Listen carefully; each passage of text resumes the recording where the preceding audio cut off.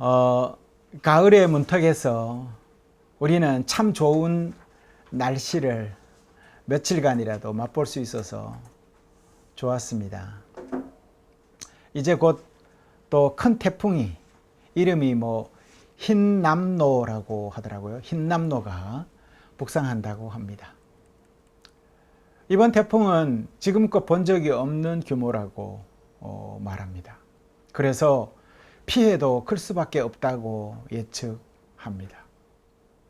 정부에서는 미리 대비하기 위해서 경보를 일찌감치 발령을 하고 태풍 피해를 최소화하기 위해서 분주하게 대비하는 모양새입니다. 우리 각자도 만반의 준비를 해야 되겠습니다. 오늘 복음은 우리에게 준비에 대해서 이야기해 주십니다. 우리가 함께 읽어볼까요? 28절에 있는 말씀입니다. 자, 28절 한 목소리로 봅시다. 시작.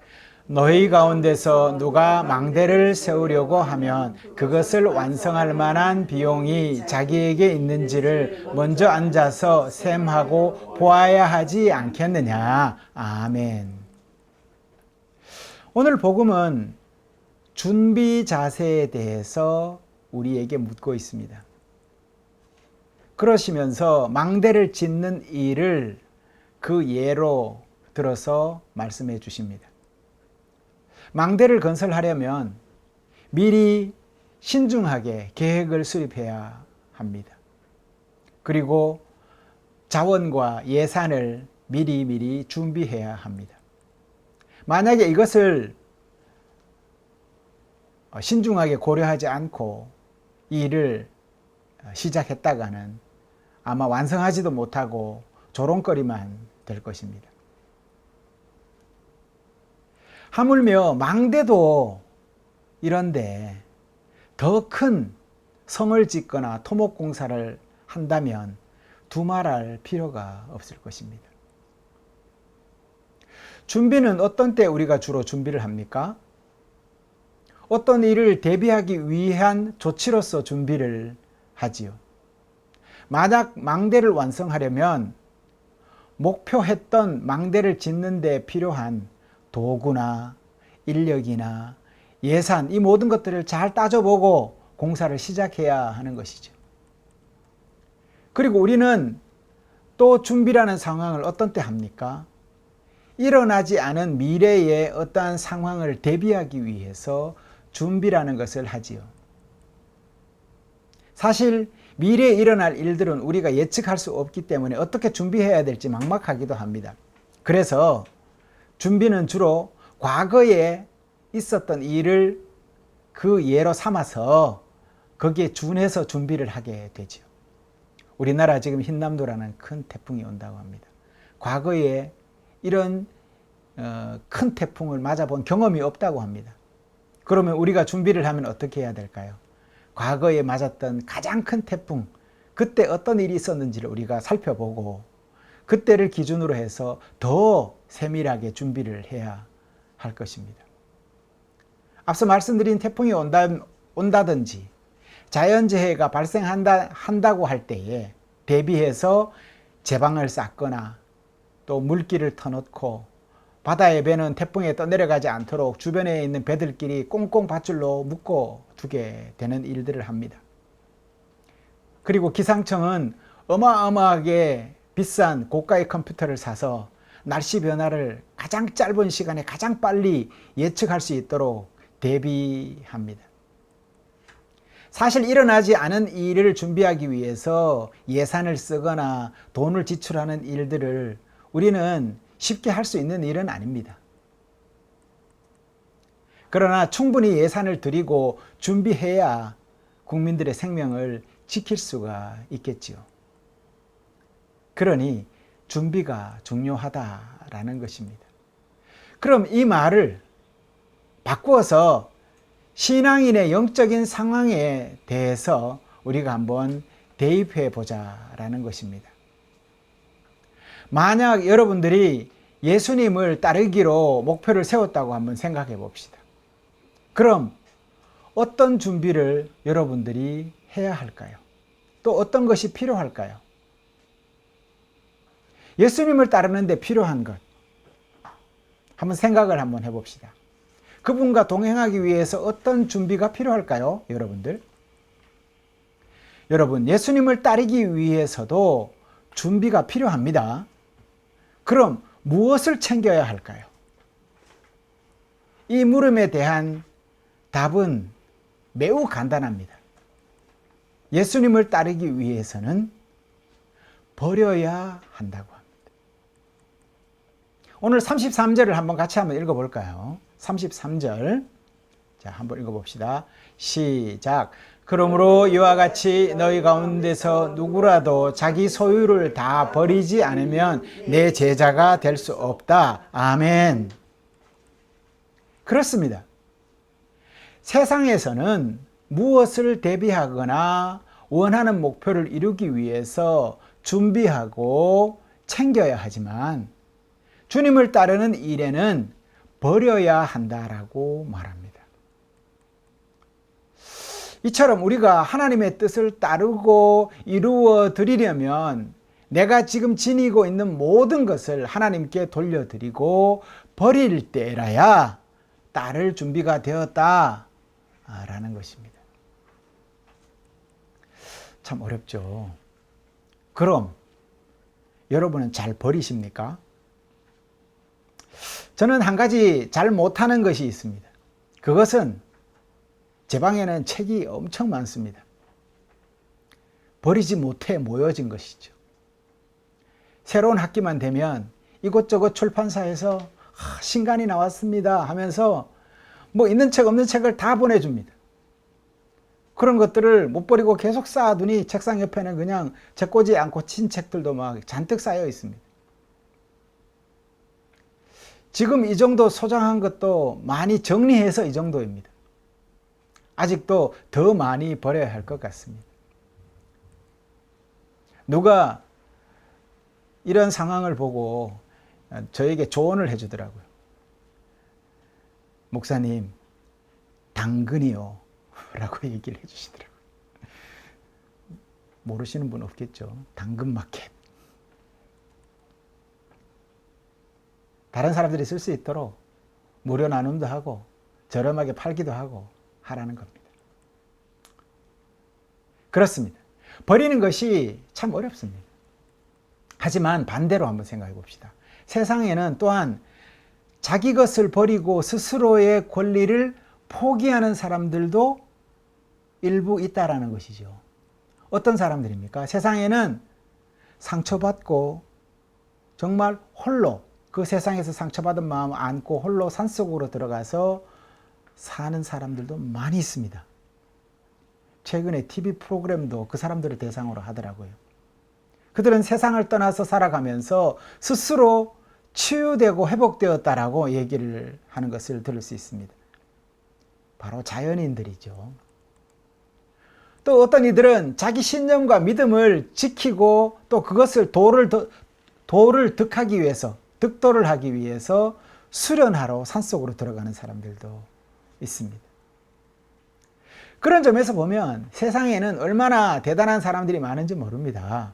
속세에 물들지 않고 윤리적으로 정말 자기 신념을 지키면서 그렇게 꼿꼿하게 대단하게 살아가는 사람들, 우리가 성인이라고 부르는 사람들도 참 많이 있습니다. 그런 사람들이 대부분 이런 사람들이죠.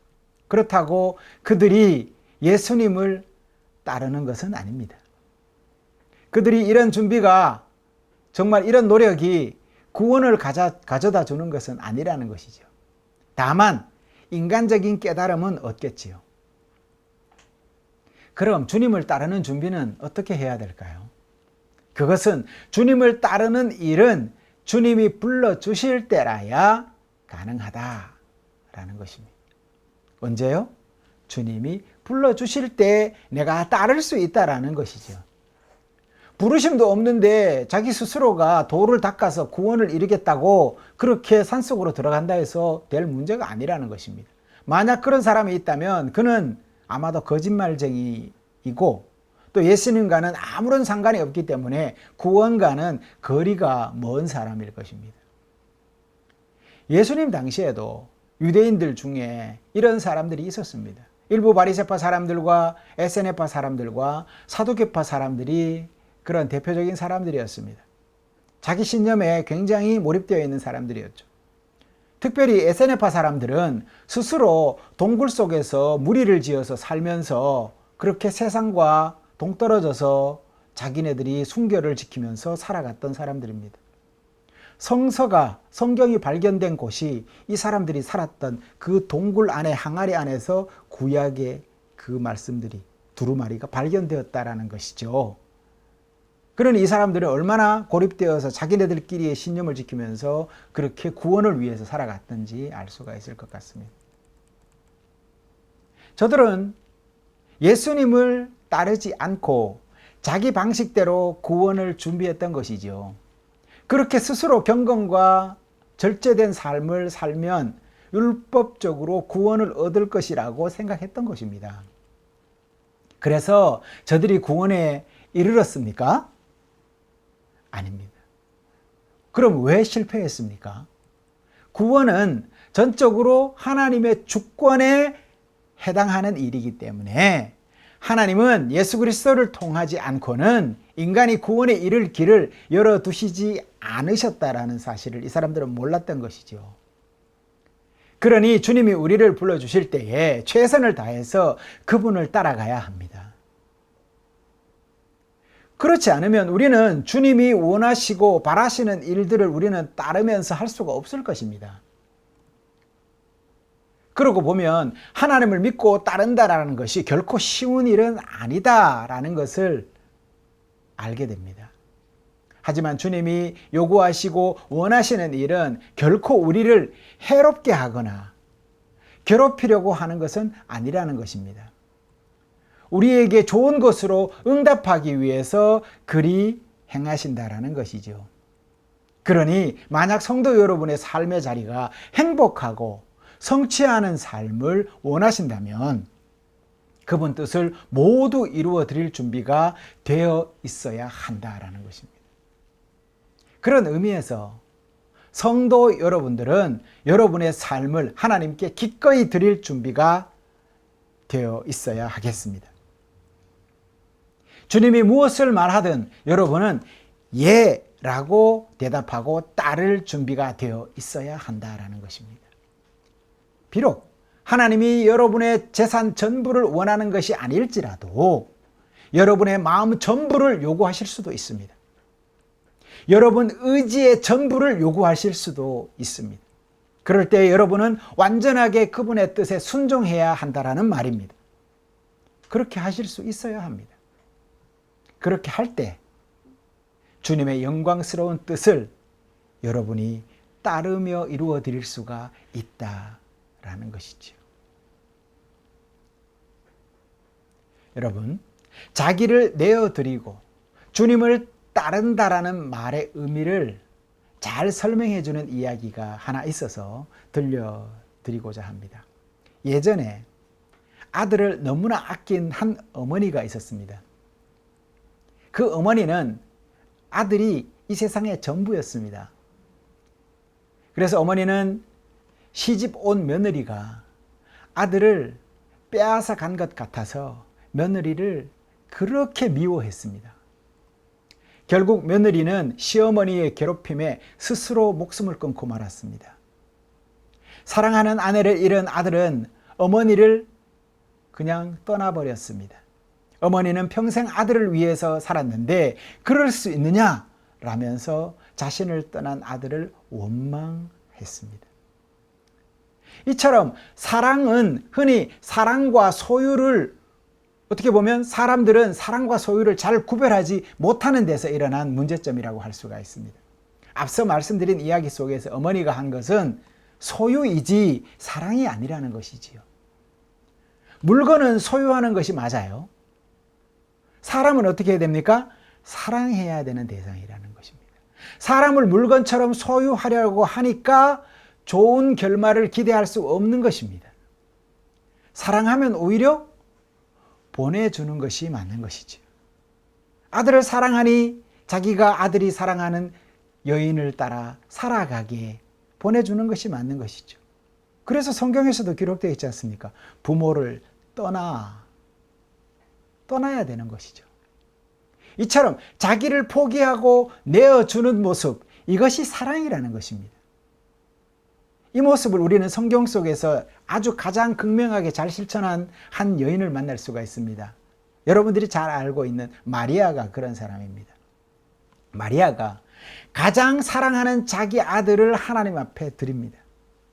아들이 십자가에 죽으면 안 된다고 하나님 앞에 떼를 쓰지도 않았습니다.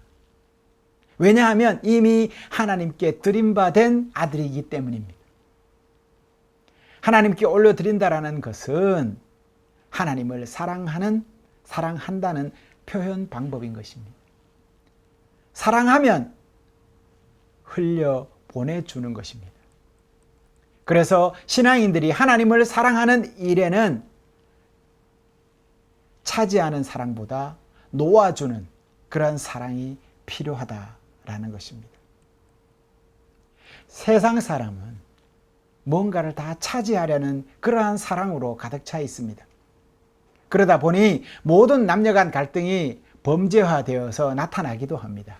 여러분이 잘 아는 범죄 중에, 남녀 간의 범죄 중에 뭐가 있습니까? 데이트 폭력이 그런 것 아니겠습니까? 소유하려다 보니 데이트 폭력을 행사하는 것입니다. 스토킹이 그런 것 아니겠습니까? 소유하려다 보니 스토킹을 하는 것 아니겠습니까? 이 모두는 상대를 차지하려다 보니 생긴 범죄들입니다.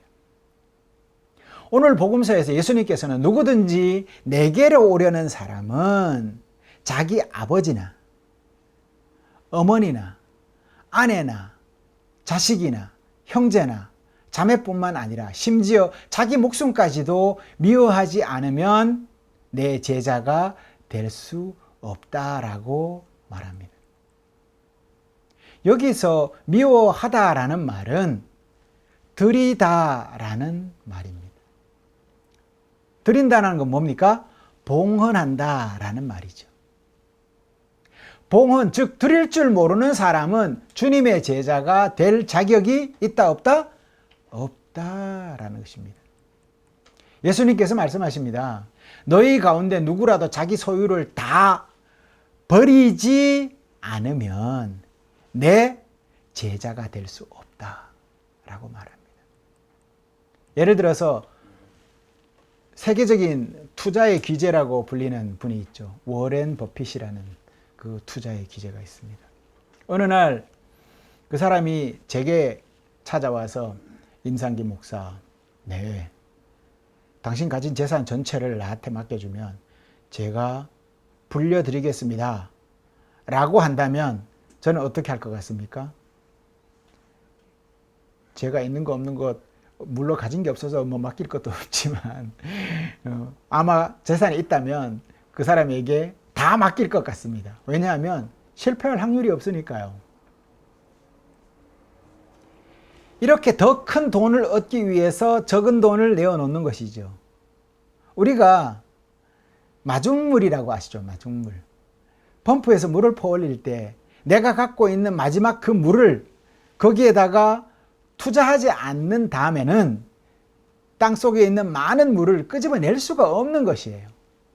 이처럼 더 큰 사랑을 위해서는 사랑하는 모든 것을 주님께 맡길 때 그 안에 있는 원석과 같은 풍부한 지하수들이 펑펑 생명수들이 솟아난다 라는 이치를 여러분들이 지금 듣고 계신 거예요. 이것이 주님을 향한 사랑인 겁니다. 주님을 사랑하려면 모든 것을 내어놓고 미워하라라고 합니다. 이 이치를 우리에게 말씀하고 있는 겁니다, 지금. 이처럼 하나님은 그 본을 우리에게 직접 보여주셨습니다. 그것이 바로 우리를 위하여 당신 외동아들을 우리를 위해서 내어 놓으신 것이죠. 그게 마중물이에요. 이 세상을 구원하기 위해서 내어놓은 마중물, 그것이 바로 전기가 배출되고 있네요. 저희가 가정예배를 드리기 때문에 아마 여러 성도들이 함께 하는데 그 가운데 KT에서도 함께하고 쿠쿠에서도 함께 할 때가 있습니다. 여러분 양해를 부탁드립니다. 네, 잠시 예배가 이 분위기가 잠깐 끊겼습니다. 자, 계속 말씀 봅시다. 이처럼 하나님은 그 본을 우리에게 직접 보이셔서 마중물 되신 예수 그리스도 외동아들을 이 땅에 심으셨고, 그래서 이 땅을 구원으로 모두 인도하시겠다라는 계획을 삼으셨다라는 것이지요. 그러니 성도 여러분도 놓아주고 흘려보내는 사랑으로 주님 뜻에 깊이 다가서야 하겠습니다. 마지막으로 드리고 싶은 말씀은 세상 것을 여러분들 두 손에 꼭 쥐고는 주님의 손을 잡을 수가 없다는 것을 아셔야 합니다. 왜 주님을 따르려면 굳이 모든 것을 포기해야 하는가? 포기하지 않고 따를 수도 있지 않습니까? 궁금증이 생기지 않습니까? 세상에서 인간은 쥐고 있는 것을 놓으면 살 수가 없는 존재들입니다. 생각해 보세요. 당장 입을 옷이나 당장 먹을 음식이나 오늘 밤에 잠자리에 들 집이 없다면 우리는 불안해합니다.